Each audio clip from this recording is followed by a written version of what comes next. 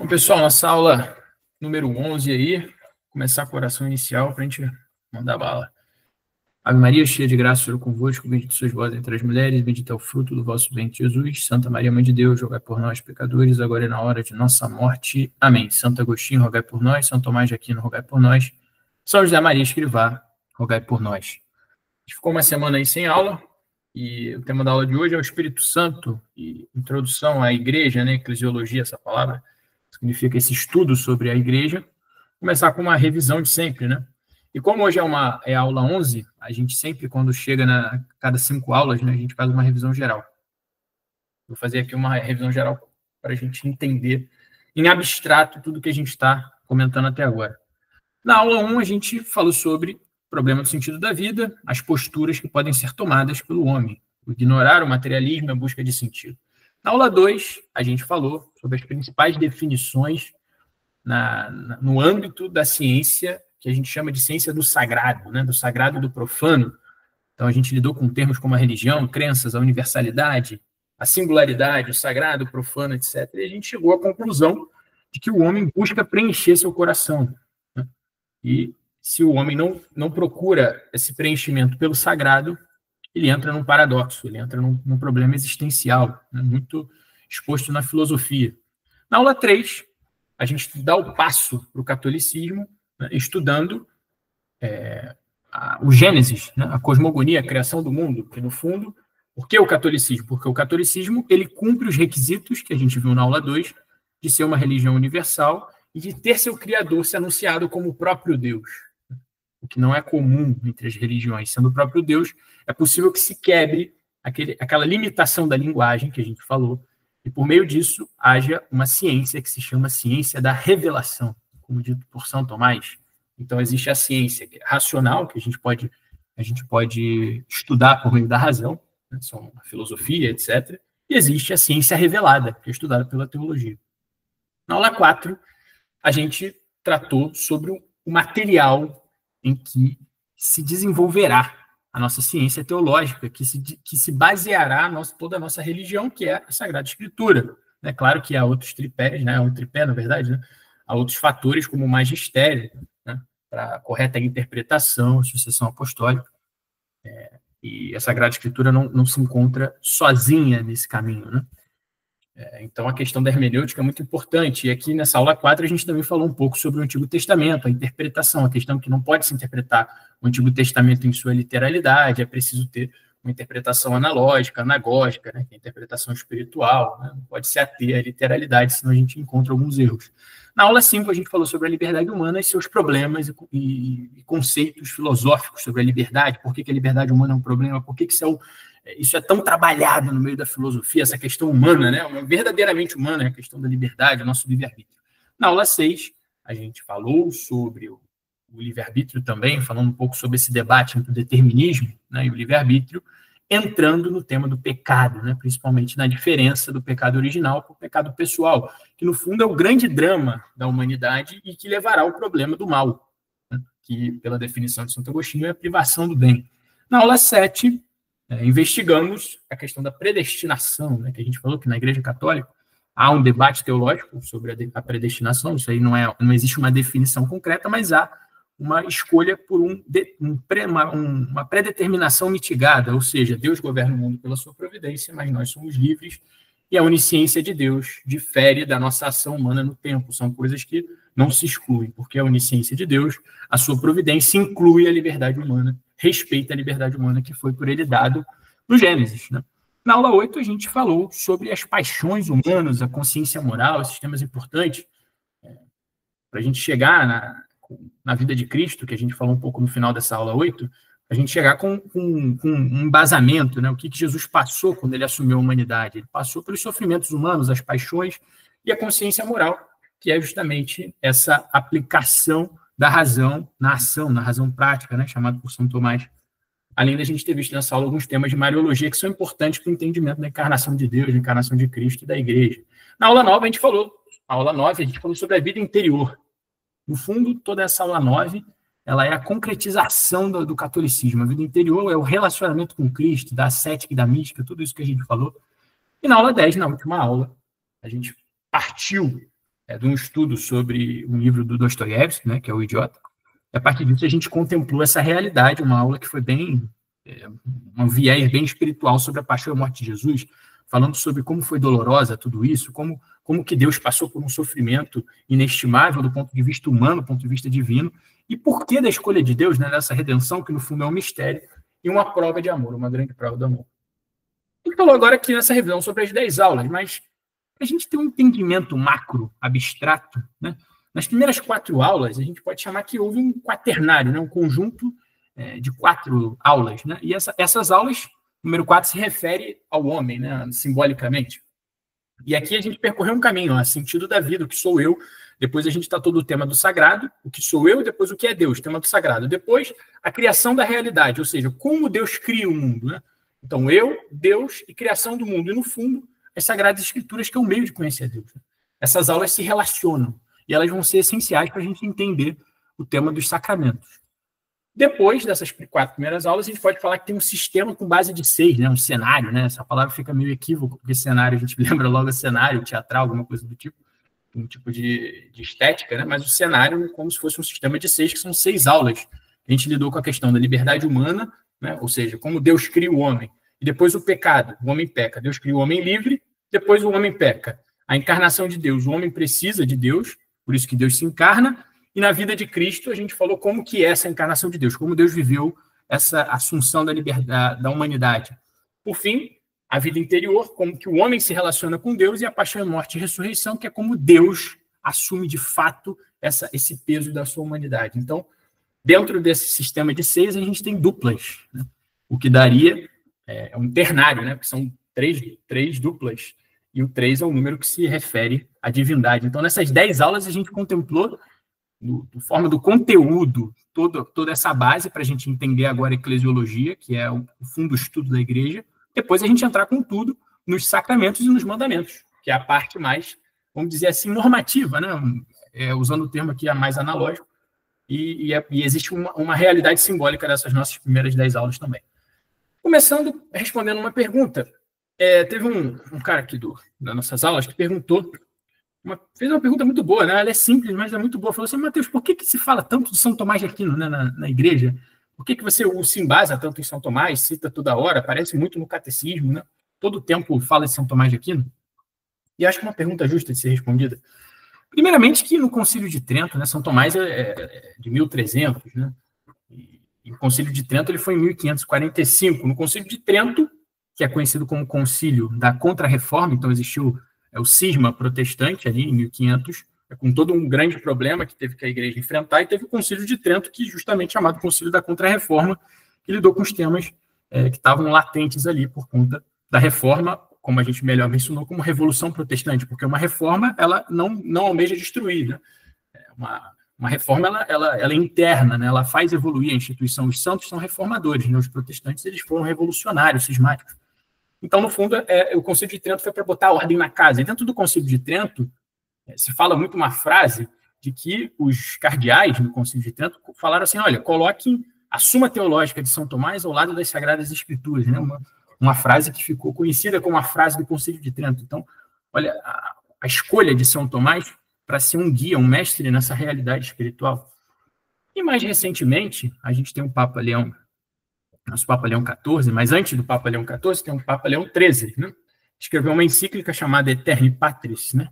Essa encíclica do Papa Leão XIII, lidando com o problema da filosofia, a gente passa por uma crise na filosofia, depois da filosofia moderna e contemporânea, uma filosofia que não tem sentido, não tem base metafísica, é um pouco perdida, subjetivista, e isso gerou problemas na sociedade, né? A filosofia, sempre é importante vocês pensarem que a filosofia ela reflete muito as pessoas mais comuns.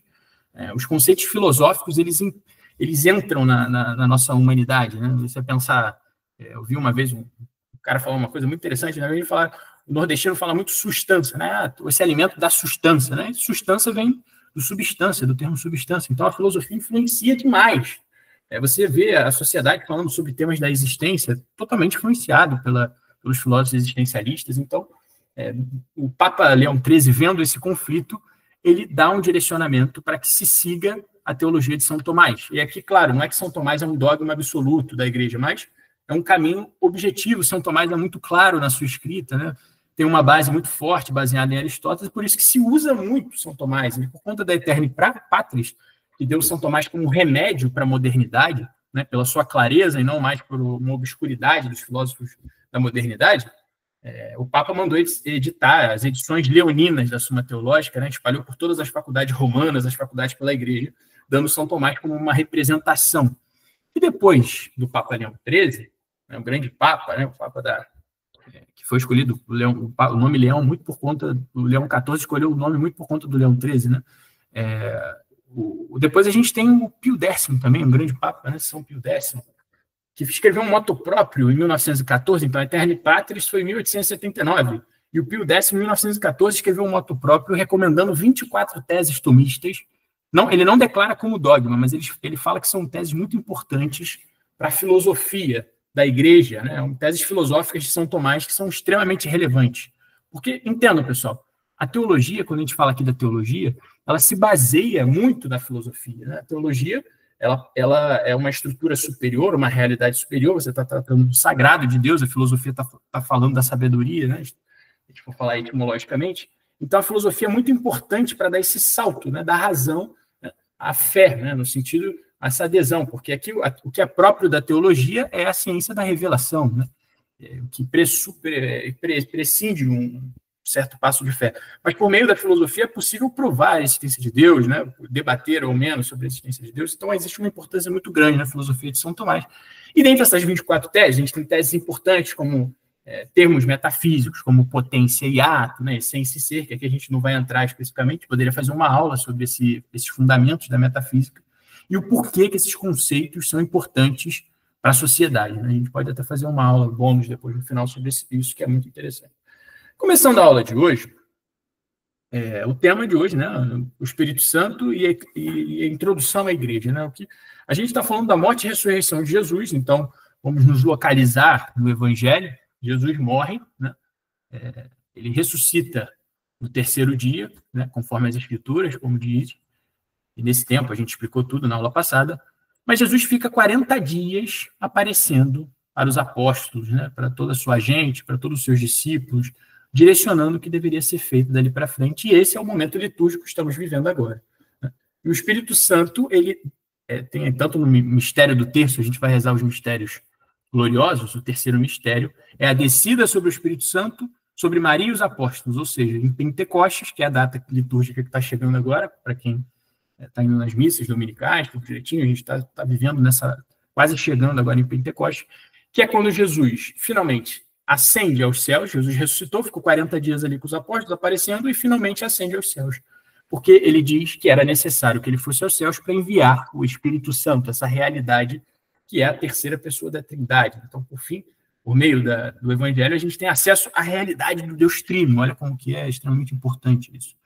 Então, antes da gente falar da história da igreja, é preciso que a gente fale um pouco sobre essa terceira pessoa, que é o Espírito Santo, porque é por meio do Espírito Santo, mandado por Cristo em Pentecostes, né, como diz o nosso credo, o Espírito Santo procede do Pai e do Filho, né, por isso que Jesus vai ao céu e envia o Espírito Santo aos seus.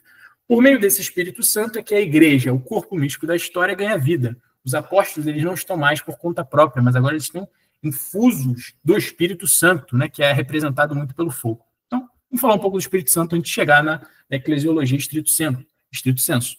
O Espírito Santo, como a gente falou, é a terceira pessoa da Trindade.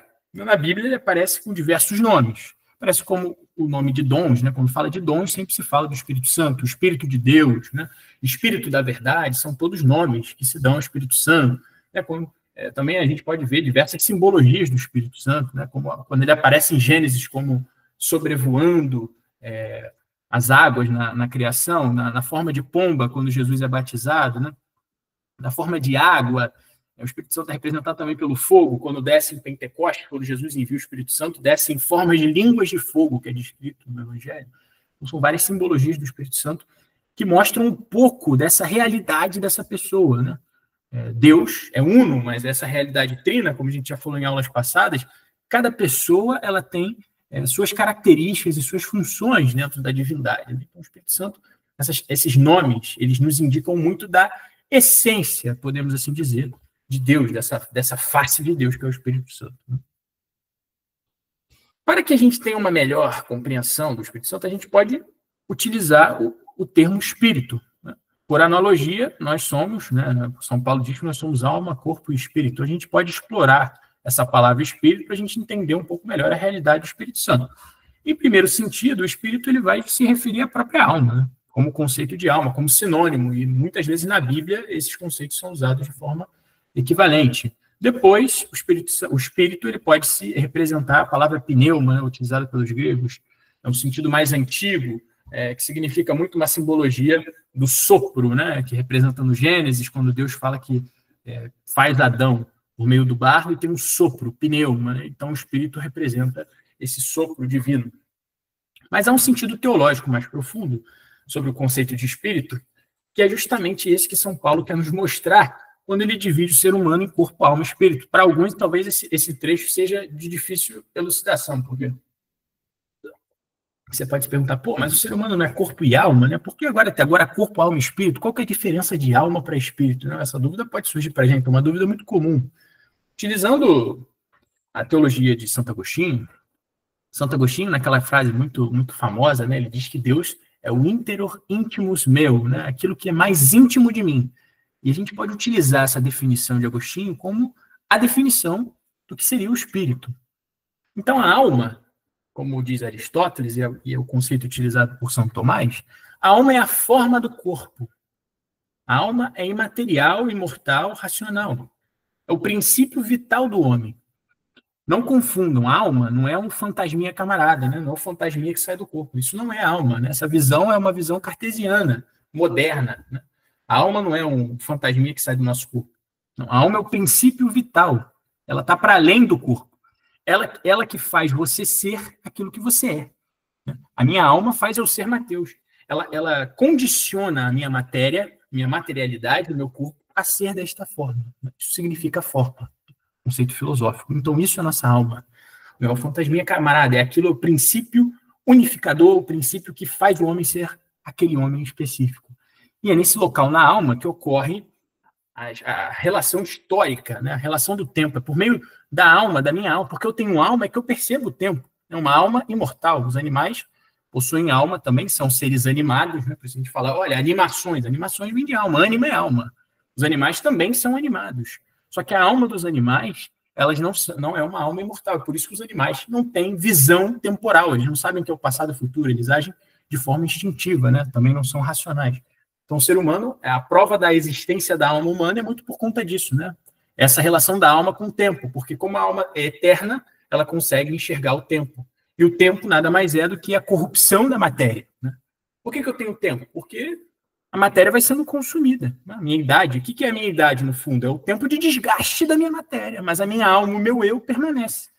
Aquilo que é essencial em mim permanece. E o espírito é esse local na alma, mais interior de mim, em que reside Deus.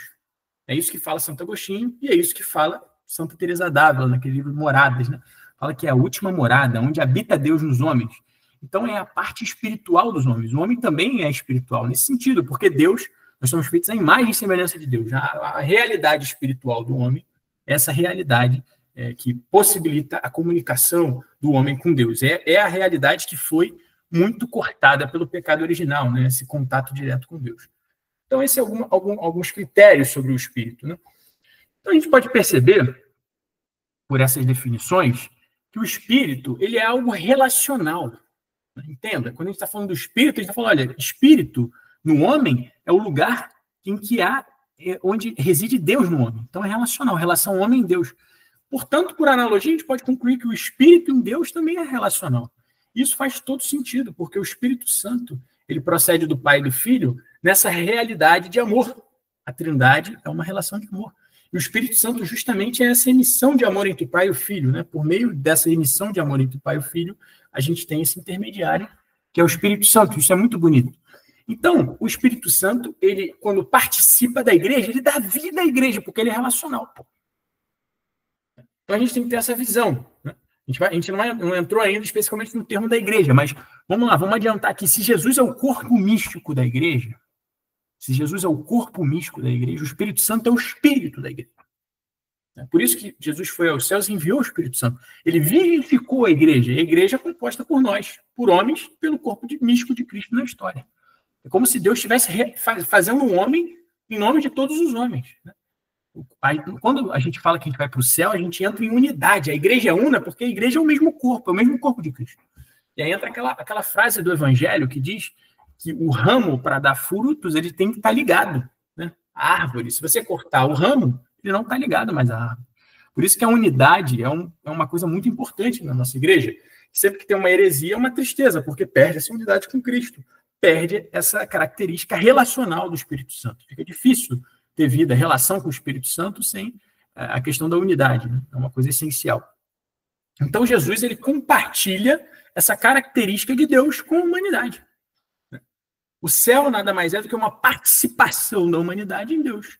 Então, a gente pode pensar aqui, vamos usar uma linguagem mais simples, que Jesus, quando ele desce aos céus, é como se fosse um elevador divino, né?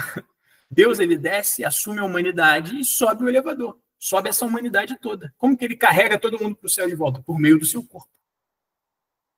Por meio do seu corpo, que é chamado igreja. Então, isso é a igreja. Aqui a gente já começa a falar sobre a igreja. E como a gente falou em umas aulas passadas, por isso que essas aulas elas se juntam, os conhecimentos se juntam para a gente chegar em coisas maiores, o Antigo Testamento ele é visualizado pelo Novo e ele, de certa forma, é uma anunciação do Novo Testamento. Muitos teólogos falam que a Arca de Noé, né, aquela história que a gente sabe de reunir os animais, é uma anunciação da Arca de Cristo, que é a Arca da Igreja. A Igreja é muito vista pelos teólogos como uma arca no meio do mundo, a Arca da Salvação. A inundação é como se fosse o fim do mundo, né? Todos temos que estar nessa arca. Só nessa arca a salvação, só no corpo de Cristo a salvação. E claro, a gente não está desprezando aqui as realidades acidentais que estão no catecismo. Não é só pelo batismo estrito sensu que você pode chegar ao céu, né? Tem vários tipos de batismo, tem a ignorância, etc, etc, que não é a matéria da aula de hoje. A gente vai falar mais lá para frente, falar dos mandamentos. Então, a gente, por meio dessa noção do Espírito Santo, a gente já teve algumas noções do que é a igreja. E a igreja é muito bonito, que a igreja a gente consegue perceber, essa igreja que está fundada ali bem no começo, né, depois da vida de Cristo, né, depois da ascensão, depois do Pentecoste, no livro dos Atos dos Apóstolos, que é o livro, justamente o primeiro livro depois dos Evangelhos. Né? É como se fosse a continuação dos Evangelhos, Atos dos Apóstolos. Né? Então, os Atos dos Apóstolos é a igreja primitiva. Lá você vai ver os personagens, né? Priscila, Áquila, que era um casal que acolhia Paulo, né? Paulo pelas suas viagens, pelo seu apostolado, Paulo indo falar com São Pedro, com os apóstolos. O primeiro concílio está retratado. O primeiro concílio da igreja é o concílio de Jerusalém. Está no Atos dos Apóstolos. Então, o Atos dos Apóstolos é um livro que já mostra o começo da história da igreja. O concílio de Jerusalém foi a querela que São Paulo teve com São Pedro sobre o tema dos judaizantes. Se algumas práticas judaicas deveriam ser praticadas ainda ou se elas teriam perdido sentido. Isso foi o primeiro concílio da igreja. E está retratado nas Escrituras, os Atos Apóstolos, que mostra a unidade da igreja. Então, os Atos Apóstolos é um livro que deve ser muito bem meditado para a gente entender melhor o que é a igreja. Mas aqui a gente tem que falar o que é o termo, o que significa igreja. Igreja vem do grego, eclésia, né? Eclésia, eklein, né? Essa palavra eclésia vem do grego ekalein, né? Não sei como se pronuncia em grego, que é chamar fora. Então, a igreja é uma espécie de convocação, o catecismo diz, né? Então, a igreja é um local de convocação de todos os homens, justamente a arca, né? Como Noé reúne todas as espécies, mas aqui representada na humanidade. Então, esse termo eclésia é utilizado no Antigo Testamento para representar o povo eleito de Deus também, né? Então, na aliança, a gente vê muito esse termo da igreja, o termo eclésia, sendo utilizado no Antigo Testamento, que justamente confirma a nossa relação, que a gente sempre diz que é importante de se mencionar, a relação do Antigo Testamento com o Novo. Né? Então, no fundo, essa palavra eclésia representa algumas coisas específicas. Primeiro, essa assembleia litúrgica que se reúne para ser o corpo de Cristo na história, né? Para realizar os sacramentos que foram dados por Cristo por meio da sua vida, por exemplo, o batismo, a Eucaristia, que a gente vai ver nas aulas posteriores. Também representa a comunidade local, ou seja, A igreja é a minha paróquia, onde eu estou, as pessoas que estão à minha volta aqui, a gente está participando da igreja nessa aula de doutrina, e também a comunidade universal dos crentes. Esses são os três conceitos da igreja, né? Assembleia litúrgica, pela prática dos sacramentos, pela prática dos mandamentos, a comunidade local, aquelas pessoas que estão à minha volta, e a comunidade universal. Esses três sentidos são inseparáveis, né? Agora, qual que é o propósito da igreja? Por que ela existe, né? A igreja ela existe porque é consequência direta da vida de Cristo, né? Não faria sentido, né? Pensem bem, se Jesus tivesse vindo para a Terra e não tivesse deixado nada para a gente, né?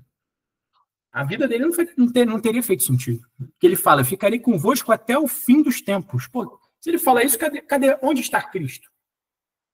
Cristo está na igreja. Cristo está na comunhão, que é um sacramento. Então, é a prova que a igreja, ela é... A igreja não foi... Muitas pessoas, né, principalmente alguns evangélicos, alguns protestantes, nossos irmãos, né, vem falando com muito cuidado, né, pensam que a igreja ela foi construída por Constantino no Império Romano. Olha, isso é um absurdo. A realidade da igreja já se encontra nos Atos Apóstolos, já se encontra há muito tempo anteriormente. A igreja primeira, a igreja foi dos mártires, do sangue dos mártires, né, que foi representada no Apocalipse de São João. São João, quando utiliza aquelas linguagens simbólicas, ele está falando dessa igreja dos mártires. Essa é a igreja que, pelo meio do sangue dos mártires, do sacrifício, que morreram como Cristo morreu, participam da morte e ressurreição de Cristo, dessa realidade mística, e fazem com que essa igreja se expanda pelo mundo. O mal percebe que cada vez que um cristão é martirizado, esse sangue dos cristãos, esse sacrifício, coparticipa do sacrifício de Cristo, e a igreja cresce.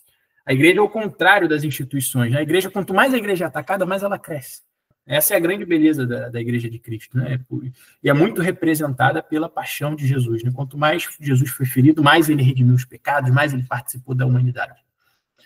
Quais são as características dessa igreja? A gente sempre fala no credo. Creio na igreja una, santa, católica, apostólica. Unidade, porque o corpo de Cristo é uno, né? O corpo de Cristo poderia ser dividido, um braço de um lado, outro braço de outro, a cabeça em cima. Não, é unidade.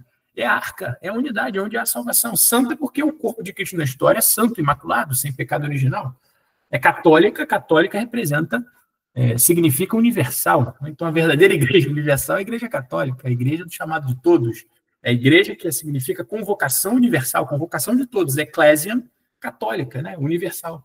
E apostólica porque ela surge por meio dos apóstolos, da sucessão apostólica, né, dando a primazia de Pedro, que é reafirmada nos evangelhos a todo momento. Pedro é sempre o primeiro apóstolo a ser mencionado. Pedro teve seu nome mudado para Petros, né, que é pedra. Pedro foi questionado por Jesus, o seu amor 3 vezes. São vários sinais de Jesus dando autoridade a Pedro, né, que tem a primazia dentro dos apóstolos. Agora, relacionando os dois temas, a gente percebe, então, que há uma relação íntima entre o Espírito Santo e a igreja. O Espírito Santo é aquilo que vivifica a igreja. É por meio do corpo de Cristo, por meio do Espírito Santo, que nos tornamos uma só pessoa. Então, olha só que interessante. Isso aqui é muito maneiro, porque da mesma forma que o pecado original entrou no mundo por um homem, é por um homem que entra a salvação do mundo.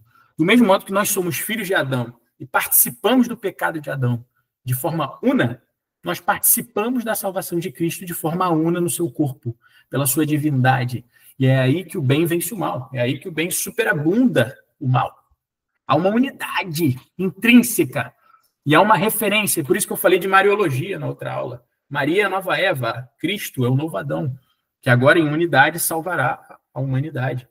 Aqueles que almejam os céus, né? Aqueles que desejam o céu. Claro que Deus respeita a nossa liberdade.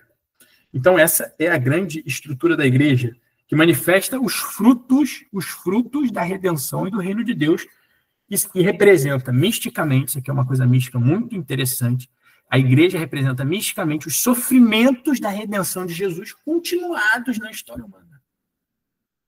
De certa forma, essa é uma realidade muito bonita, Jesus continua sendo crucificado por nós, né? Mesmo no céu elevado, né, supratemporalmente, Jesus continua sofrendo pelos nossos pecados. É por isso que nas visões místicas, Nossa Senhora pede para rezar pelo coração de Jesus que tanto sofre. Porque Jesus, ao ver os pecados, ele sente a dor da sua crucificação. Por mais que essa crucificação tenha sido feita no tempo, de uma forma muito misteriosa, ela também está na eternidade, né? Isso só cessará com o fim dos tempos. Então, pessoal, tem uma frase de Santo Irineu, e aqui eu já entro na parte final da aula, Santo Irineu de Lyon, ele tem uma frase muito interessante que ele fala que o Cristo e o Espírito Santo são as duas mãos de Deus, as duas missões de onde surgiu a igreja. Então, a igreja não é uma instituição, a igreja não é uma ONU, uma FMI, uma WWF, não, é um templo do Espírito Santo, é o corpo coletivo de Cristo. Se fosse uma instituição da história, já teria morrido há muito tempo, não seria mais sustentada, né? E esse é o nosso mistério da salvação, o mistério da salvação na unidade, né? A igreja também pode ser chamada de esposa de Cristo, porque, olha só como todos os sacramentos, a igreja é muito bela, né? Todos os sacramentos, eles comunicam uma realidade superior. Cristo é chamado de o esposo, né? No Cântico dos Cânticos, né? O Mateus está aí, gosta muito do livro, o Cântico dos Cânticos chama toda hora essa relação quase que matrimonial, né? Mística, matrimonial, romântica, entre o amado, o ser amado e o amante, né? Toda essa relação que, no fundo, representa o amor de Deus pela sua igreja. Então, existe um amor de Cristo e a igreja, como se a igreja fosse a esposa de Cristo, e essa esposa de Cristo se prepara para o fim dos tempos, para a sua ascensão, que é a realidade da ressurreição final, né? Mateus está aí, Mateus é especialista em Cântico dos Cânticos. Então, essa realidade é muito bonita, da relação mística das almas, tanto de forma coletiva como de forma individual. Por fim, termino essa aula com uma citação aqui da Lumen Gentium, né, do Concílio Vaticano II, número 8, que fala: a igreja subsiste como sociedade constituída e organizada no mundo. Na Igreja Católica, governada pelo sucessor de Pedro e pelos bispos em comunhão com ele. Só nela podemos obter a plenitude dos meios de salvação, uma vez que o Senhor confiou todos os bens da nova aliança só ao colégio apostólico, cuja cabeça é Pedro. E a unidade é representada pelo lema do nosso novo Papa Leão XIV, né? O lema do nosso Papa é: naquele único somos um. É uma frase de Santo Agostinho se referindo ao Salmo 127, né? Que é in nihilo unus unum, representando a unidade. Então, esse Papa, no próprio lema, mostra que essa característica da igreja será muito considerada, né? Acabei aqui a aula de hoje e a gente vai entrar agora para perguntas de vocês aí. Fiquem à vontade.